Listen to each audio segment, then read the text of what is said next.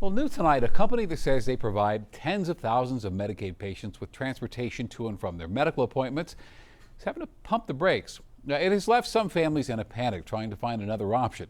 Investigative reporter Natalie Chuck explains just why this is happening. At first, I was kind of like, no, this has got to be, no, this ain't real.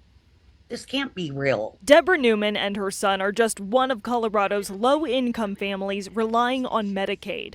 Living in Canyon City, their plans for transportation to future medical appointments came to a screeching halt on Friday. Running around, just scrambling for everything. Left scrambling since the state's Department of Healthcare Policy and Financing suspended its contract with MedRide, a company taking people to and from medical appointments all over Colorado.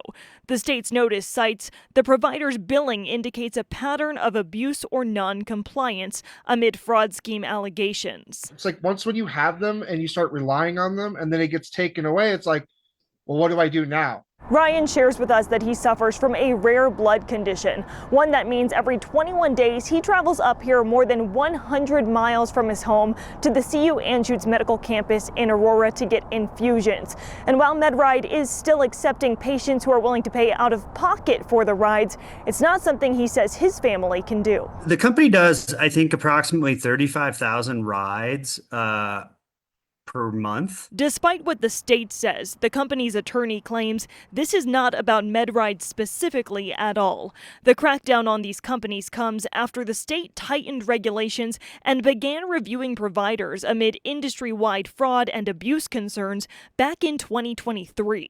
I believe the state is trying to make an example of my client because they are the biggest in the state. MedRide taking the matter to court, filing an appeal and a temporary restraining order, hoping for a 14-day suspension to continue providing services to impacted patients.